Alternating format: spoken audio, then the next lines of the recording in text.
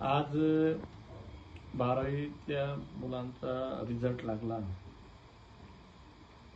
Pass झालेल्या सगळ्या मुलांचं अभिनंदन. खूप मार्क कमवले तुम्ही. परंतु ज्यांना कोणाला कमी मार्क मिळाले त्या संदर्भात मला बोलायचं आहे की काही मुलांना म्हणजे अतिशय बुद्धिमान असून सुद्धा खूप कमी मार्क मिळाले. माझ्या निदर्शनास आलं की खूप मार्क कमी पडले त्यांना आणि ते नाराज झाले. मला एक कळत नाही, मला 12वीला 58% मार्क होते. तो खूप असं वाटलं की ह्या 58% म्हणजे बहुत बडी चीज हो गई.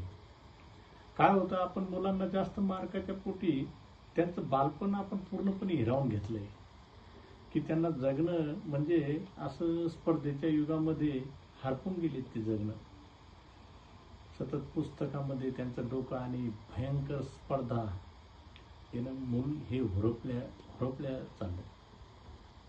त्याला कळून नाही राहिलेला, तिथं चल बिचल असं तिथं काही अस्थिर असं मन होऊन गेलेलं आहे. मला एक कळत नाही, मला मार्क कमी होते आणि माझ्या मुलाकडनं मी अपेक्षा कशी करायची 90 आणि 95%. अरे ज्याचं तिथं सॉफ्टवेअर वरतून बनून आलेलं आहे, गॉड गिफ्ट आहे ज्यांना त्यांना, ज्याच्या त्याच्या बुद्धीप्रमाण जो तो करणारच आहे. जिल्हा परिषदमध्ये शिकलेली मुलं IAS झालेली आहेत, उदाहरणं आहेत. किती माग त्यांच्या लागलं, आपण सांगितलं हे वाते नाही, त्याला काय व्हायचं ते होऊ द्या ना. तुम्हाला तर स्वतः काही होता आलं नाही आणि आपण मुलावर लादायचं की तुला इतके मार्क पडले पाहिजे, तुला नंतर ह्या वाटेला जाण्यासाठी तितके मार्क अपेक्षित आहे. नका हे करू तुमच्या मायेसाठी. जसं जगायचं तसं जगू द्या ना. अरे इतकं पळायचं, अरे थांबायचं कोणी? सगळेच पुढे गेल्याच्या नंतर कधीतरी मांग लागले ना. इतके बुद्धिमान होऊ नका. थोडंफार वेडे तरी राहा. वेडा असलं पाहिजे. सगळे शहाणे झाल्याच्या नंतर चालणार नाही. संसाराचा गाडा चालण्यासाठी येडे शहाणे हे सगळे लोक लागतील.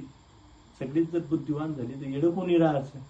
त्यामुळे मुलावर फालतूचं प्रेशर देऊन त्यांना घडवण्याच्या नादात बिघडवू नका, ही सगळ्या पालकांना माझी विनंती आहे. राजकुमार मुंडे, जालना.